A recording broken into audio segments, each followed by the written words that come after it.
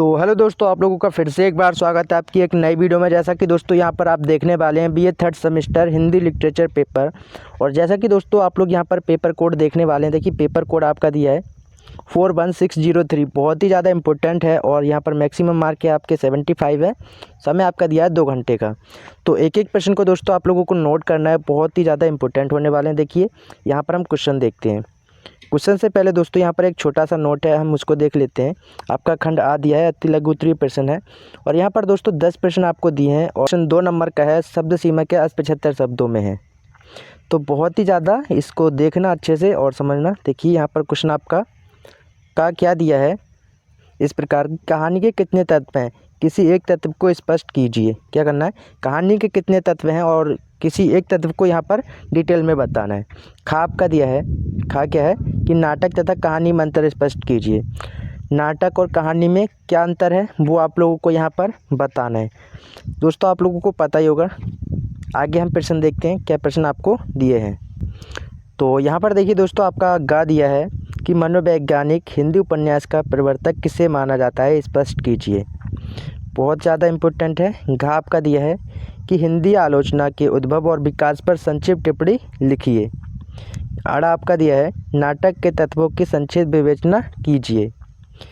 चा आपका दिया है निबंध किसे कहते हैं, निबंध की परिभाषा लिखिए। अब दोस्तों आप लोगों से यहाँ क्या पूछा गया है, निबंध किसे कहते हैं और निबंध की परिभाषा भी लिखनी है। तो दोस्तों आप लोगों को पता ही होगा, जब हम किसी भी चीज़ के बारे में डिटेल में बताते हैं तो उसको क्या है, हम ऐसे या निबंध बोलते हैं इस प्रकार से। और देखिए आगे क्या है, संस्मरण किसे कहते हैं, स्पष्ट कीजिए। आत्मकथा और जीवनी में अंतर बताइए। आत्मकथा और जीवनी में क्या अंतर है वो आप लोगों को बताना है। देखिए आगे क्या प्रश्न दिया हम उसे भी देख लेते हैं। यहाँ देखिए कि ध्रुव स्वामिनी संवाद योजना पर नोट लिखिए। ध्रुव स्वामिनी की संवाद योजना कौन सी थी उस पर आप लोगों को नोट लिखना है। हरिशंकर परसाई को किस प्रकार के लेखक के रूप में जाना जाता है। दोस्तों आई होप आप लोगों ने ये प्रश्न देख लिए होंगे। और आगे की वीडियो कंटिन्यू करने से पहले आप लोग छोटा सा काम कीजिए, वीडियो को लाइक करके शेयर कर दीजिए अपने सभी दोस्तों में। अगर आप हमारे चैनल पर पहली बार आए हैं तो चैनल को सब्सक्राइब करके बेल आइकन प्रेस कर दीजिए। देखिए आगे हम यहाँ पर क्वेश्चन देखते हैं। और क्वेश्चन भी दोस्तों बहुत ही ज़्यादा इंपॉर्टेंट है। देखिए दोस्तों आपका खंड बा दिया है, लघु उत्तरीय प्रश्न है। और दोस्तों यहाँ पर एक बात देखिए, 15 नंबर का एक प्रश्न है। 2 प्रश्न यहाँ पर आपको करने होते हैं और 15 नंबर का एक प्रश्न दिया है। और शब्द सीमा क्या है, 200 शब्दों तक करना होता है एक क्वेश्चन।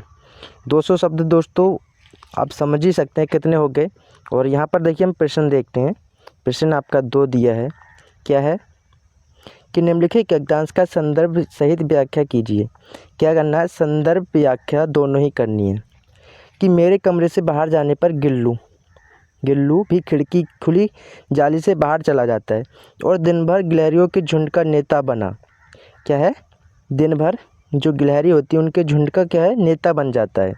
हर डाल पर उछलता कूदता और ठीक 4 बजे खिड़की से भीतर आकर झूले में झूलने लगता।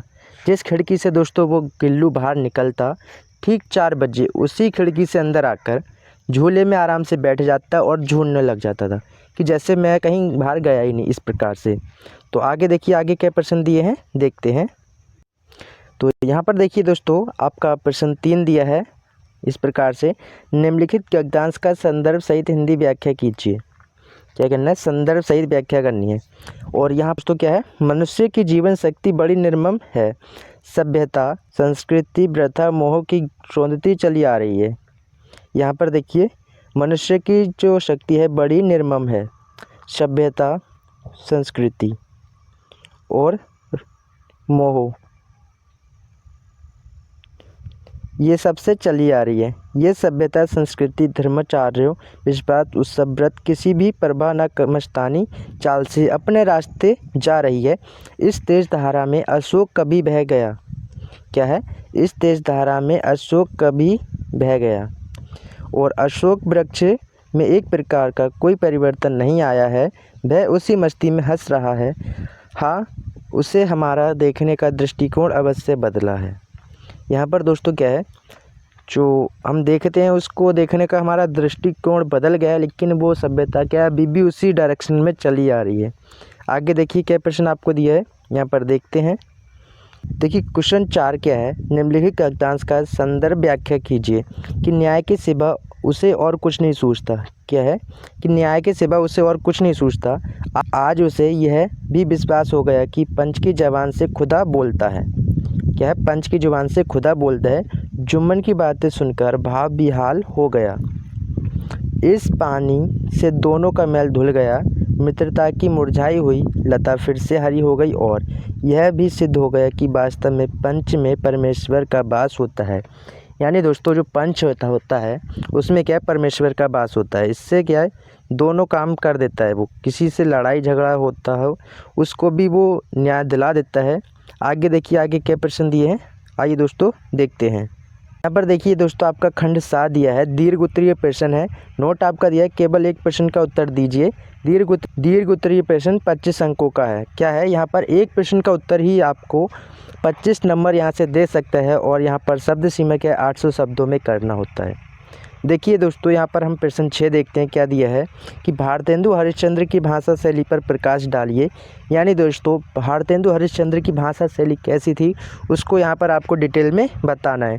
आगे देखिए, आगे आपका प्रश्न 7 दिया है कि अशोक के फूल निबंध की विशेषताएं लिखिए। यानी दोस्तों अशोक के फूल की जो निबंध है उसकी विशेषता यहाँ पर आप लोगों को बतानी है। इसमें से दोस्तों आपको एक ही प्रश्न हल करना है। देखिए आगे क्या है, प्रश्न आपका 8 दिया है। 8 क्या है, स्मारक साहित्य किसे कहते हैं, इसकी विधाओं पर प्रकाश डालिए। अब दोस्तों आप लोगों ने यहाँ पर पेपर देख लिया होगा।